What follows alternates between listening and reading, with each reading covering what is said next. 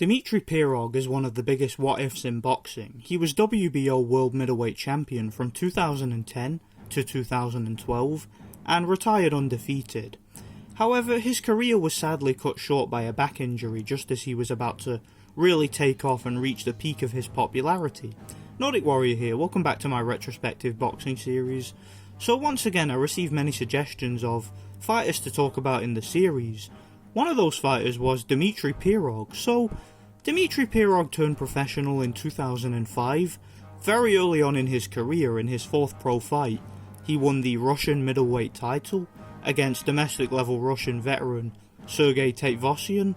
Over the next couple of years he slowly rose through the ranks, winning against mostly journeymen and lower level fringe contenders, until 2009, where he travelled over to Germany and took on former two-time world title challenger Kofi Jantur. Jantur had gone the distance with the likes of Qasim Umar and Arthur Abraham, and was known for his chin and durability, as well as his underrated KO power. Pirog completely schooled Jantur, winning a wide unanimous decision. He had a couple more knockout victories against Eric Mitchell and Sergey Melis. Then got a shot at the vacant WBO middleweight title. The title had been recently stripped from the new lineal champion Sergio Martinez and was up for grabs. He went over to America and took on the undefeated knockout puncher Danny Jacobs, in what at the time was a big upset due to the fact that Jacobs was a well-respected US amateur with a string of early KO victories, and Pirog was a relatively unknown commodity outside of Russia. Pirog went on to brutally knock out Daniel Jacobs in the 5th round with a perfectly timed and beautifully well-placed right hand on the chin. After beating Jacobs for the title, Pirog went back to Russia and defended his title against Javier Francisco Maciel. In what was a fairly competitive fight, Pirog won by a clear unanimous decision.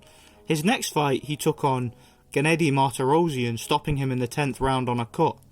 His next and final world title defence came against the Japanese fighter Nohiburo Ishida. Ishida was most well known for his first round KO victory against the highly touted prospect James Kirkland, and was also coming off of a loss, in fact, to Paul Williams in America. Pirog went on to completely school Ishida, winning by a very wide unanimous decision. After the Ishida fight, Pirog was in negotiations for a unification fight with now middleweight legend and then WBA and IBO champion Gennady Golovkin, in what would have been a career-defining fight at the time for both men. Unfortunately, Pirog was forced to pull out of the fight with a back injury, and he never fought professionally again. So how good was Pirog? How would he have done in today's era, or any era besides his own? So let's talk about it. Now, Pirog was a very technically gifted fighter.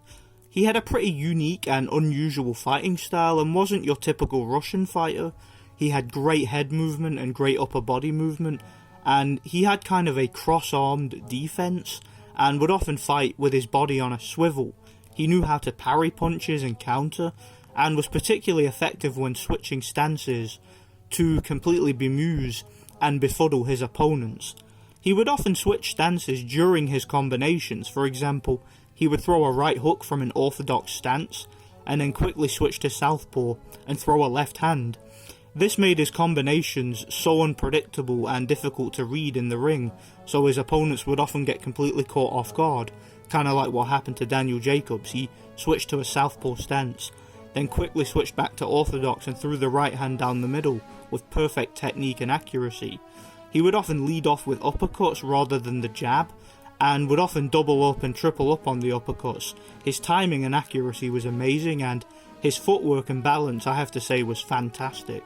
He has some of the same similarities with Lomachenko in that sense, in terms of just being so fluid in the ring and having such great balance and footwork. Just a really difficult fighter to prepare for and train for, and definitely a guy who would give anybody problems to fight.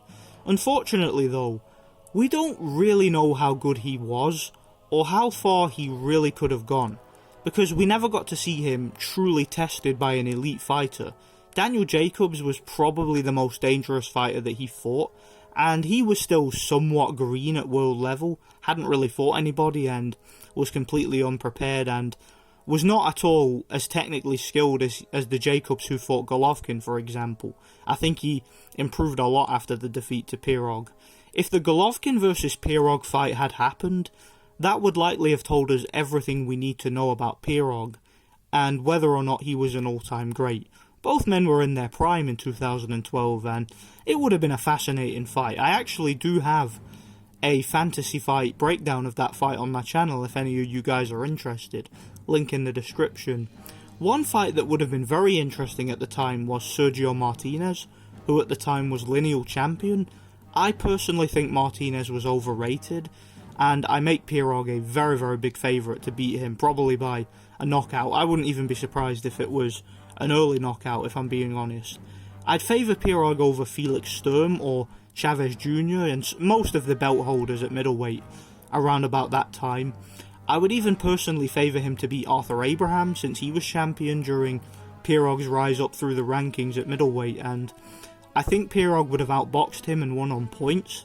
If Pirog was still fighting today, I would certainly favour him over the likes of Demetrius Andrade, for example, or Jamal Charlo, for example, and I would make him the favourite over most current middleweight contenders.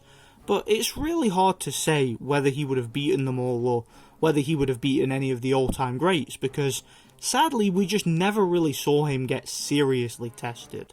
Thanks for watching, guys. I really enjoyed making this video. I know that this was a short one, but Pirog's career, as impressive as it was, he didn't really have that many marquee names on his record, and like I said, his career was sadly cut short in his prime, so there's a lot of speculation and there's not really that much to go on during a career breakdown of his career. So yeah, once again, let me know what you guys think. Let me know if you guys have any suggestions for fighters to talk about in the retrospective series.